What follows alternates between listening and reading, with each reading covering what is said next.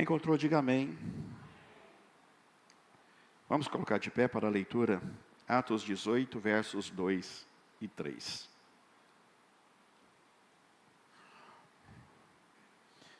Pai querido, em nome de Jesus, o teu Filho amado, queremos te louvar pelo teu amor, pela tua bondade.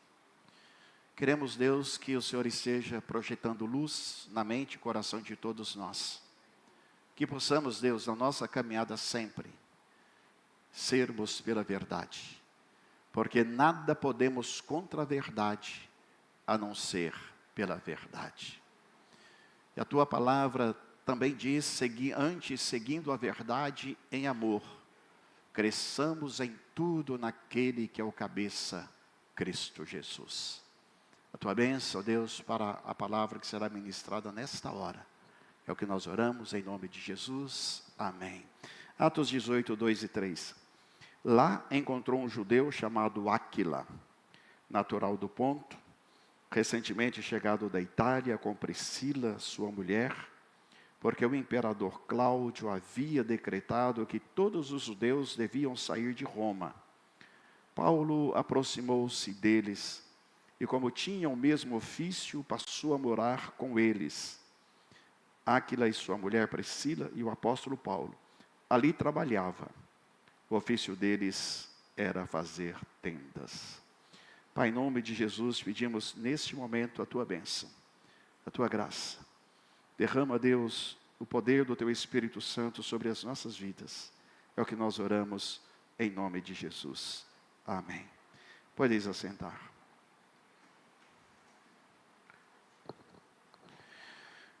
Irmãos, nós vamos falar um pouco sobre fazedor de tendas. Fazedor de tendas. E esse tema, ele tem mexido muito comigo ultimamente.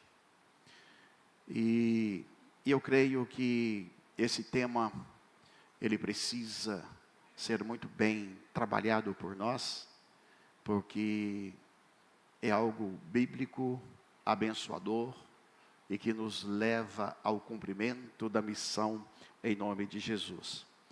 Mas nós precisamos voltar lá atrás, lá no Velho Testamento, Êxodo 25 até o capítulo 31, vai falar sobre a preparação para a construção do tabernáculo. Toda aquela orientação dada por Deus para a construção do tabernáculo. O tabernáculo, assim, ele não era uma tenda, propriamente.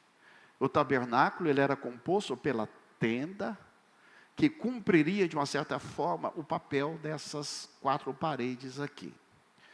Porque a tenda, ela fazia parte do tabernáculo. E a situação do tabernáculo, ela expandia-se além da tenda. Porque dentro desta tenda, está ali a composição do tabernáculo. Não é? O primeiro ponto é a tenda, a cobertura de proteção, como que se fosse uma barraca. Algumas traduções colocam como se fosse uma barraca. E dentro desta tenda havia os adornos e elementos que eram materiais. Por exemplo, e que os elementos e adornos que eram materiais, generosamente doados pelo povo. O povo, de forma espontânea, liberal, se apresentavam e ofertaram, às vezes, fazendo com as suas próprias mãos, peças para a realização o adorno ali do tabernáculo. Então, essa era uma responsabilidade do povo de ofertar para a construção do tabernáculo. Pois bem, dentro desse tabernáculo, assim, lá do capítulo 25 até o capítulo 31 de Êxodo, temos os elementos, a arca da aliança, dentro do tabernáculo. Temos o propiciatório, temos a mesa, o candelabro, as cortinas, tudo detalhado no tamanho, na forma para ser confeccionadas, para estar dentro deste tabernáculo. A coberta de pele e tábuas para a construção da tenda.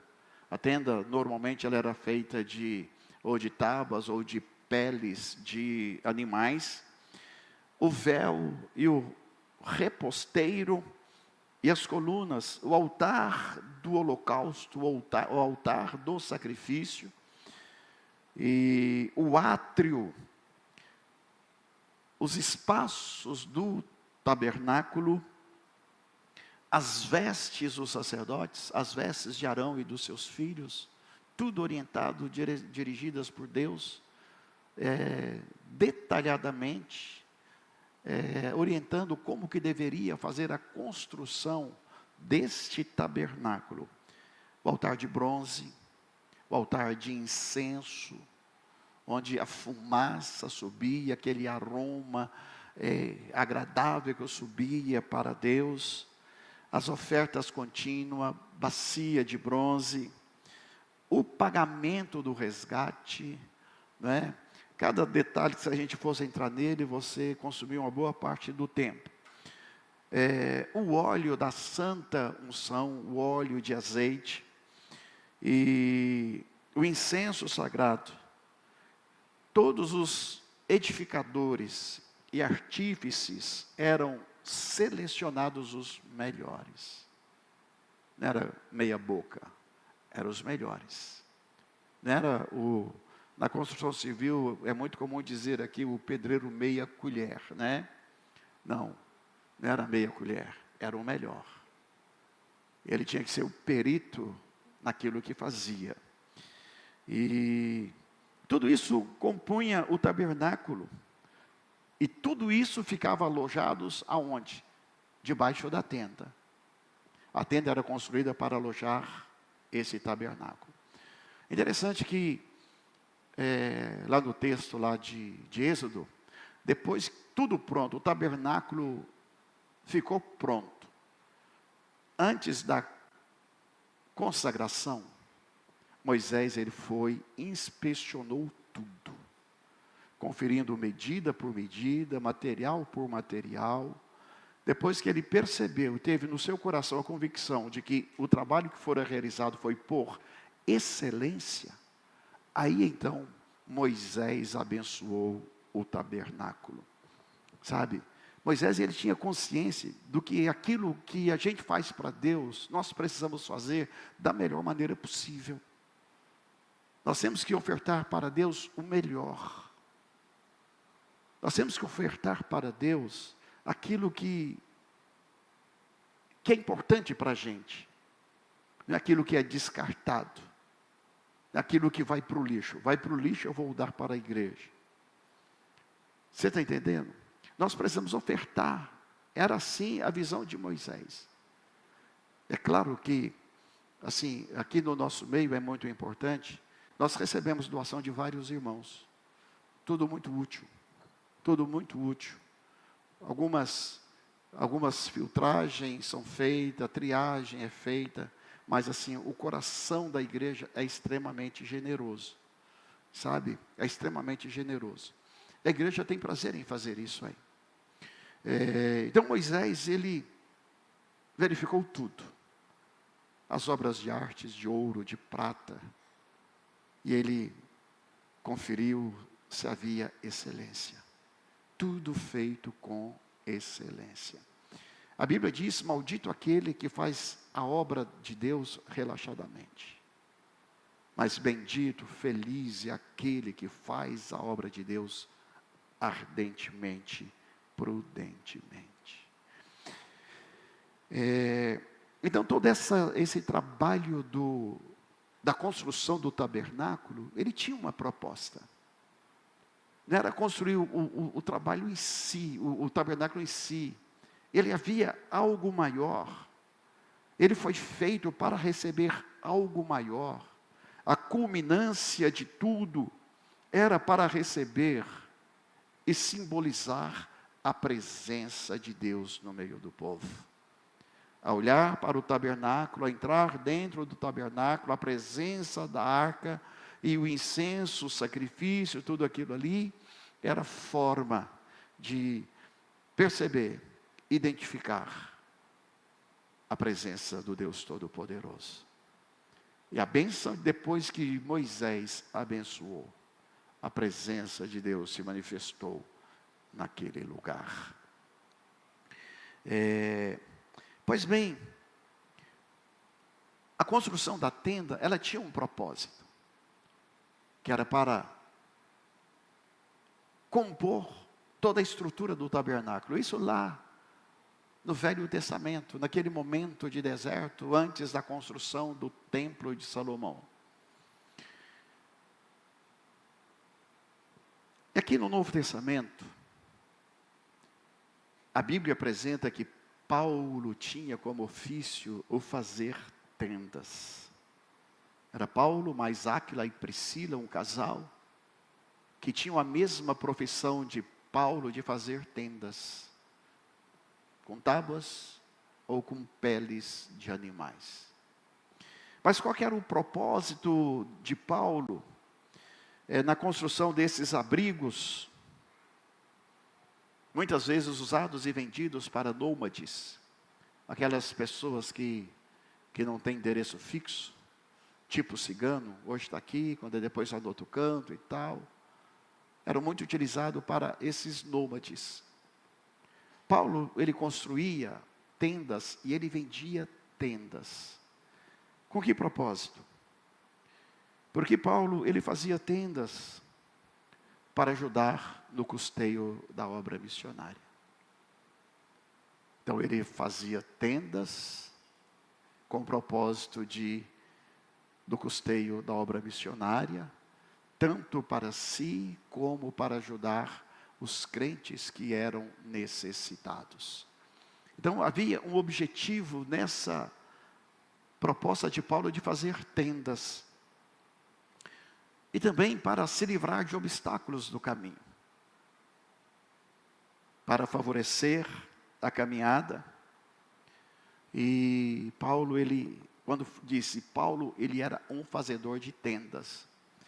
E muitas vezes algumas pessoas querem entender que Paulo, ele tinha dificuldade em ser mantido pela igreja. Não é isso. Paulo tinha dificuldade, é porque não tinha recursos mesmo. E ele sabia que era uma forma que ele tinha de fazer tendas. E na verdade é um privilégio muito grande aquelas pessoas que vivem do ministério serem sustentados pelo ministério. Isso é um privilégio muito grande. Isso é bíblico, não é? Não atarás a boca ao boi que debulha. Aquele que exerce o ministério, que vive do ministério, é bíblico. Paulo, ele fala da importância deste trabalho para ajudar nesta caminhada da evangelização, para não dificultar, porque acelerava o processo da evangelização, ou fazer tendas. Quanto mais recursos naquela época, e nos dias de hoje também, melhor, né, para a realização da obra do Senhor. Paulo, ele tinha uma entrega incondicional para a realização da obra de Deus. Era um homem que tinha todas as possibilidades de ter uma qualidade de vida extraordinária, viver bem, porque era um homem preparado, muito preparado, era um homem culto, chamado de fariseu dos fariseus, era um homem que tinha toda uma estirpe, que lhe dava uma posição de grandeza, mas ele abriu mão de tudo para viver em função do Evangelho. Essa dentro do contexto do chamado, da proposta de Deus para Paulo, e ele entendeu isso. E eu quero dizer aqui para os irmãos que eu tenho uma alegria muito grande, quando eu estava pensando, trabalhando dentro disso aí, gerou uma alegria muito grande no meu coração. Eu tenho, assim, uma grata satisfação de dizer que a Getsemane é essencialmente composta por fazedores de tendas no seu corpo pastoral, na sua liderança. Líderes de ministérios. Pessoas que se entregam, que amam, têm as suas atividades, tem os seus afazeres, tem as suas possibilidades, mas entenderam que fazer a obra de Deus é algo incomparável. E realmente é incomparável.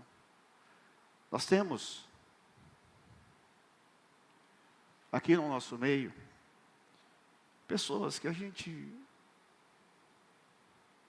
vê que se doam pela obra de Deus, trabalhando, fazendo com excelência. Não apenas pastores, líderes, pessoas que trabalham com amor. Simone, por exemplo, ela não trabalha por dinheiro, trabalha pelo amor à obra de Deus, incansável. Irmãzinha, não perca a sua essência. Não perca a sua essência. Simone, ela não tem horário, estou citando o nome dela, mas posso dizer de muitos outros, ela não tem horário. E às vezes ela tem uma iniciativa de quando surge alguma dificuldade, da pessoa, qualquer que seja, inclusive na questão de doença, não apenas articulando, como indo também. E assim nós temos pessoas que se doam, que se ofertam. Por isso, eu posso olhar para a vida da igreja, dessa igreja, e eu tenho muita liberdade de dizer que nós podemos cantar assim a música, que por Ele nós podemos avançar. Eu dou a minha vida. Temos pessoas aqui que doam a sua vida pelo reino de Deus. Temos muitas pessoas. Temos muitas pessoas. E está falando de um homem que deu a sua vida. Está falando de João Batista. Tem pessoas que se doam, que se ofertam.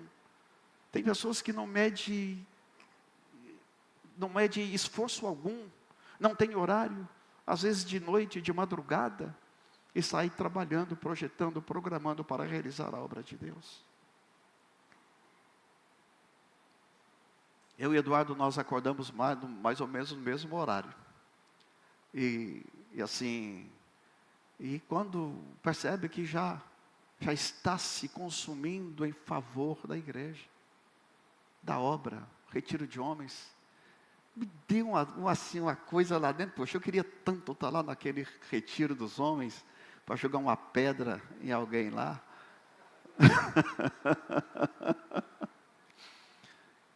Então, irmãos, fazer com amor a obra de Deus. Fazer com amor. Isso é extremamente gratificante. Nós podemos dizer que, aqui no nosso meio, nós temos fazedores de tendas. Temos fazedores de tendas. Nós temos aqui no nosso meio uma irmã, que ela lecionava numa escola. Tinha o seu salário, uma escola federal, e ela me procurou dizendo: pastor, eu queria ficar aqui na igreja para trabalhar com tempo integral, servir a Deus de tempo integral.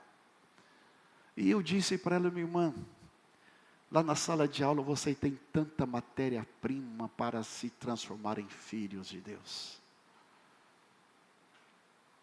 Faça tenda lá no seu trabalho.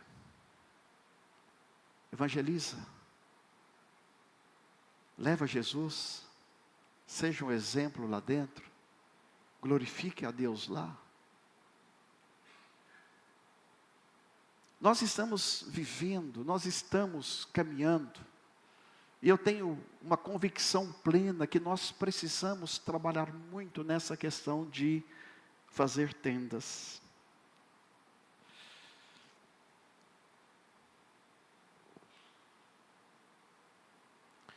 O missionário transcultural, ele não tem acesso como missionário nos países. O pastor, para fazer missão transcultural, ele não tem acesso como pastor aos países.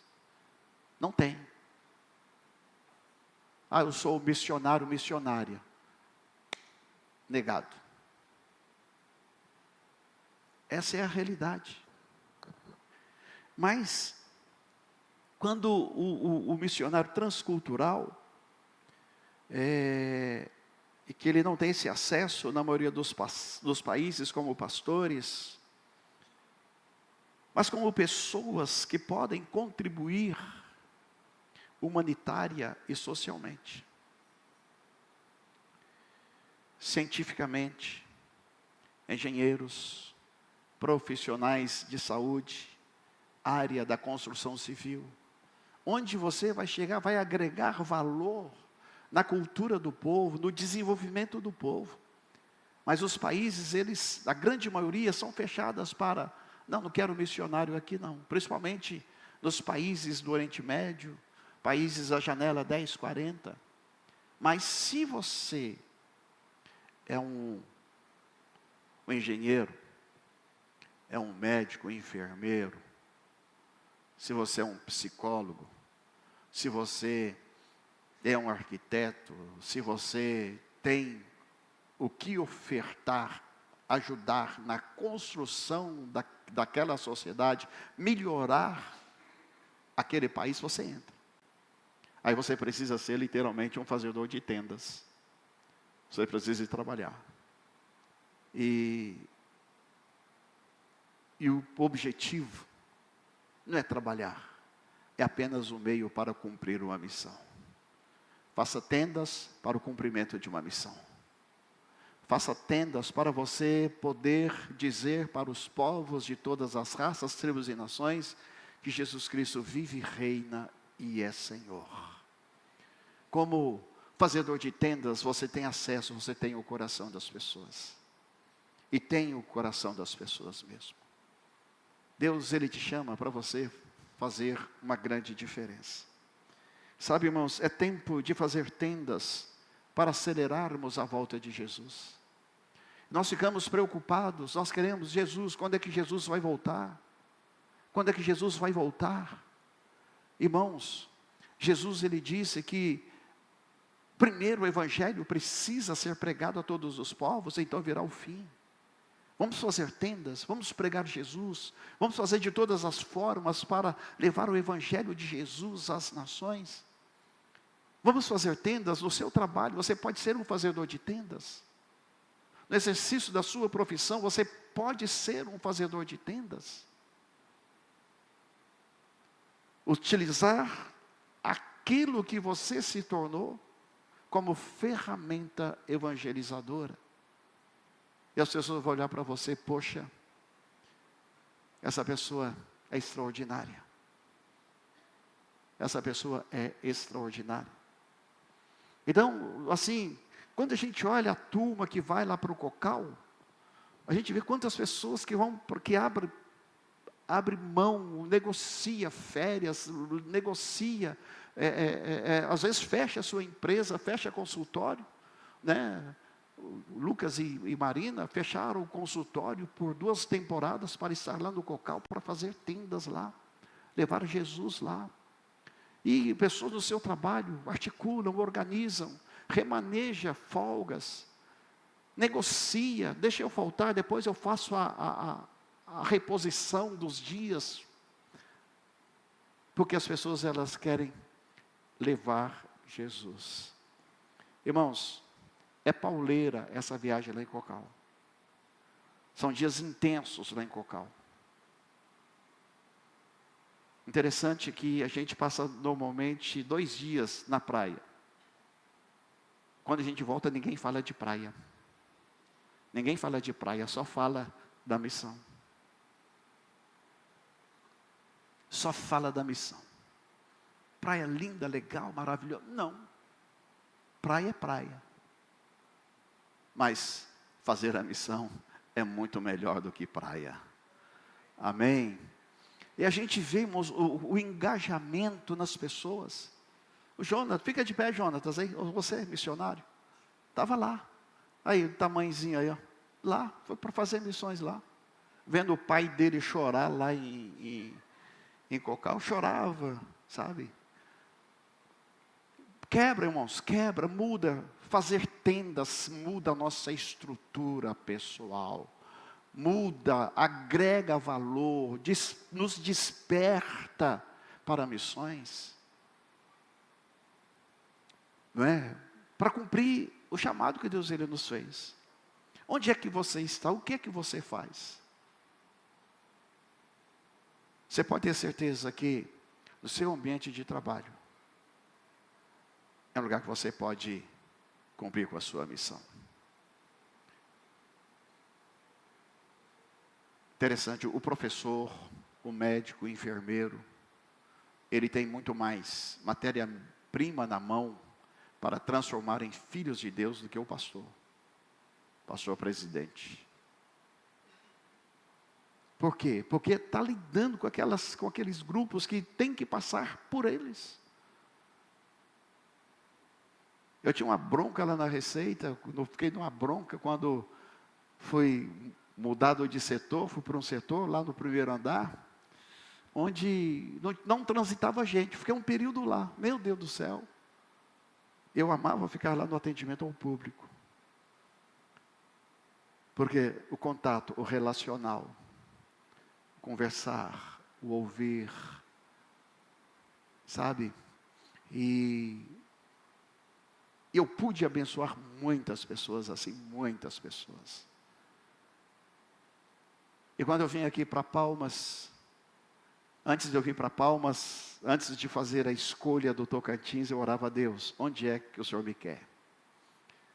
Eu olhava lá no Diário Oficial, convocação para vagas em todas as cidades, quase todas as cidades do Brasil, muitas agências, inclusive lá na minha própria cidade. Mas era muito querido lá na minha cidade, muito querido, muito amado, meus amigos, sim, muita gente. Deus, onde é que o Senhor me quer? Olhava lá para a minha cidade, meu coração fechava. Olhava para outra cidade, legal, fechava. Tocantins, tchau. E aí eu dizia, Deus, eu não quero que a Receita Federal seja o fim. Eu quero que ela seja tão somente o meio. Era essa a minha oração. Se eu conseguir fazer isso 100%, eu não sei, mas eu me esforcei bastante para que a Receita fosse tão somente o meio para o cumprimento de um fim, de um objetivo. E vim para ficar 2 anos. Não, ficar 2 anos. E de repente eu esqueci que eu tinha colocado que era 2 anos. E agora me pergunta, pois é, pastor, agora a partir de janeiro o pastor vai voltar para Minas Gerais? O pastor vai lá para o Canadá? O pastor vai mudar para o Cocal? Aí, irmãos, eu digo para vocês, eu não tenho para onde ir, eu tenho que ficar aqui no meio de vocês mesmo. Sabe? Sim, vamos fazer tendas. Vamos propagar o Evangelho. Eu vi um testemunho de um pai dizendo que o filho dele disse, pai, eu vou fazer medicina. Porque eu sei que Deus está nisso. Mas a minha vocação é pastoral. Aqui do nosso meio. E vai ser um pastor. Porque já é pastor. Tem outra criança também que está se preparando, já tem lá no coração a chama do pastorado. E às vezes nós confundimos o pastoreio com o pastor presidente, são situações distintas. O pastor presidente é uma função, mas o pastor, ele é uma missão. Se eu não fizer o processo de evangelização fora, eu estou falhando na minha missão. O que eu estou fazendo aqui, não é tão somente o chamado principal que Deus fez para mim, não foi esse. O principal que Deus fez para mim foi de evangelizar. E fora eu procuro evangelizar. E você precisa evangelizar. Eu provoco as pessoas. Provoco. Mas eu provoco mesmo. O que você vai fazer? Hoje é domingo, então fui lá no açaí hoje com a Inês. Aí voltando, e aí hoje à noite, quer dizer que você trabalha aqui o dia, quer dizer que hoje você não vai para a igreja, né? E aí, você foi na igreja ontem? Assim, as pessoas, elas estão com sede de Deus.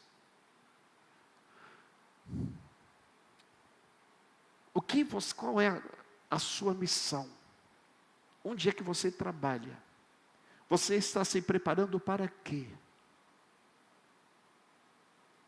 Você pode ser um pastor, professor. Você pode ser um pastor, advogado. Você pode ser um pastor, engenheiro. Você pode ser um pastor psicólogo. Você pode ser um pastor assistente social. Você pode ser um pastor da construção civil.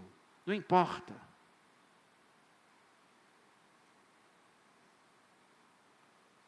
Agora, se você é amante do Bolsa Família, você não vai ser pastor não, porque tem que trabalhar. Verdade.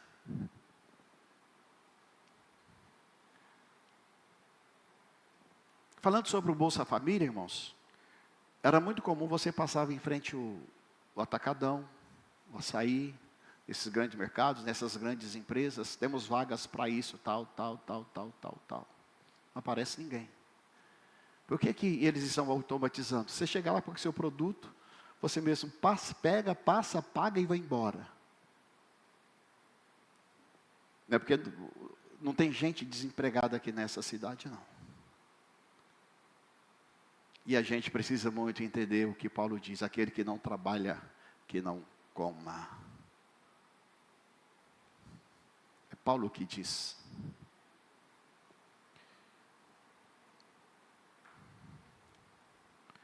Eu creio que nós precisamos entender a mensagem, o chamado que Deus ele fez para nós. Fazer tendas. Paulo fazia tendas como forma de sobrevivência para a realização do ministério. Havia uma motivação. Eu vou fazer tendas. Eu vou construir caminhos. Eu vou construir pontes. Eu vou avançar. O que a igreja pode fazer, a igreja faz. Aquilo que eu puder ajudar a igreja, os irmãos, eu vou ajudando. Vou fazer tendas e vou evangelizar e vou, por onde eu estiver, eu estarei fazendo o cumprimento da missão. Você foi chamado para o cumprimento da missão. Será que você acha que o chamado pastoral é só para estar aqui? O líder de célula, ele é um pastor. O líder de célula é um pastor. É impressionante o que acontece no meio da célula, como que existe uma integração, uma interação, como existe aquele sentimento do pertencimento. A pessoa adoeceu, a célula se preocupa, fulano de tal está doente, vamos orar por ele. Se a gente fosse orar aqui, mencionar o nome de todas as pessoas que recebem oração na célula, é imensa, porque acontece. A igreja, ela é viva na célula, é uma casa. O anfitrião, ele cede a sua casa e transforma a sua casa numa tenda para receber a presença do Espírito Santo, os irmãos cheios do Espírito Santo, para fortalecerem-se uns aos outros e também como ponto de evangelização. Deus, ele é extraordinário. Tem um irmão aqui da igreja que ele procurou dizer: pastor, estou fazendo enfermagem porque eu quero usar a enfermagem para evangelizar.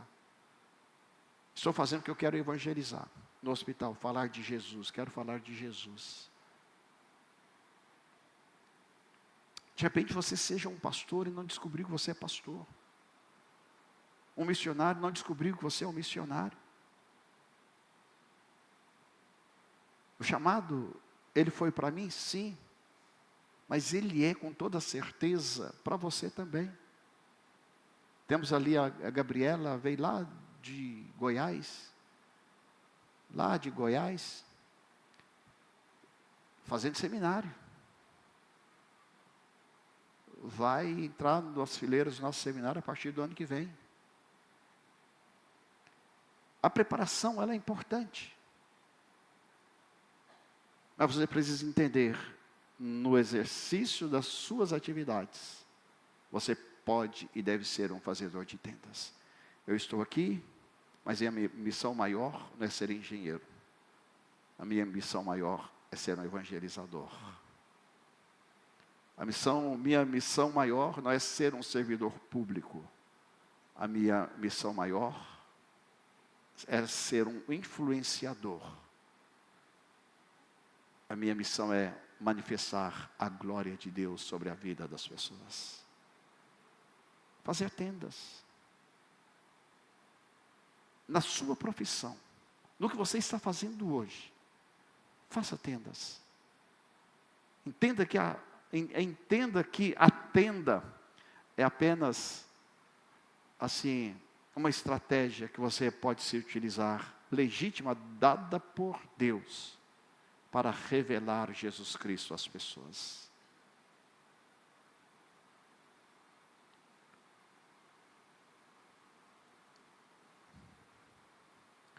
Desejo que Deus seja aí nos abençoando. Que você seja um fazedor de tendas. Que você esteja aí revelando Jesus às pessoas. Nós ficamos dizendo, volta logo, Senhor Jesus. Volta logo, Senhor Jesus. Muda a sua oração. Jesus, me ajuda para que eu possa acelerar o processo de evangelização. Porque assim o Evangelho será pregado a todas as nações. Então virá o fim. Ou seja, então Jesus virá. Amém?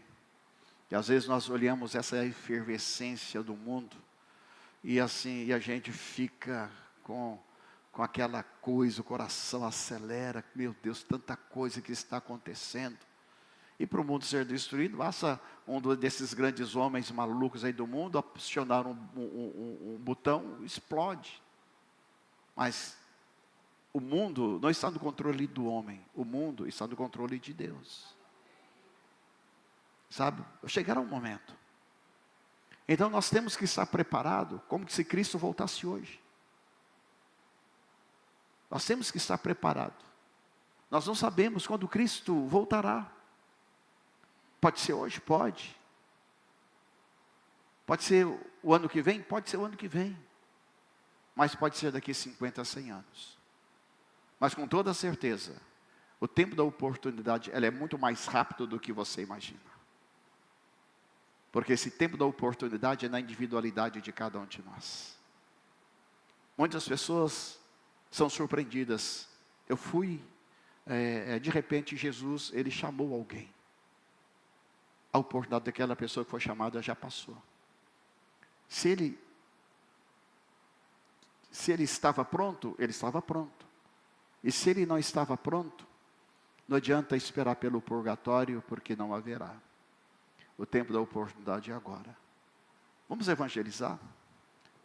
Vamos cumprir a nossa missão. Não vamos ser omissos.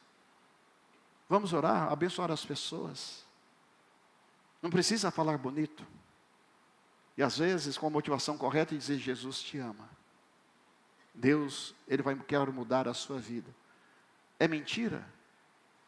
Qual vida que Deus não quer mudar? Mas quando você fala com o seu coração cheio de amor para aquela vida, Deus deseja mudar a sua vida, a palavra ela fica. Eu não consigo me esquecer daquela palavra, de que Jesus deseja mudar a minha vida. Mas você precisa ser um fazedor de tendas. Viver a vida com a missão, com o propósito, tendo como pano de fundo, revelar Jesus às pessoas. Glória a Deus. Vamos colocar de pé.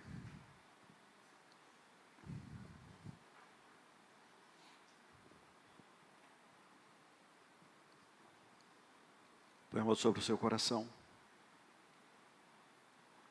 Fale com Deus sobre a sua vida.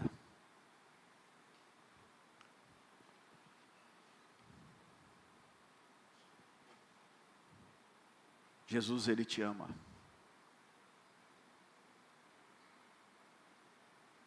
Jesus, Ele conta com você. Jesus deseja que você se apresente como um trabalhador da última hora. Diga para Deus, Senhor, eis-me aqui. Eis-me aqui, Senhor. Envia-me a mim.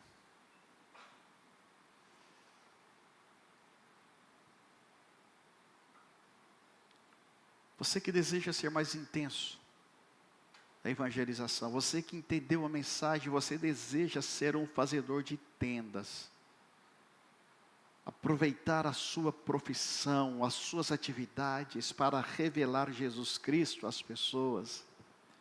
Você que deseja ter mais ousadia, mais intrepidez para isso. Sai do seu lugar, vem aqui à frente, nós queremos orar com você. Deus, eu quero ajuda, porque eu quero cumprir com a minha missão e propósito. Eu quero ser uma luz que brilha. Eu quero ser o sal que tempera. Eu quero, Deus, eu quero.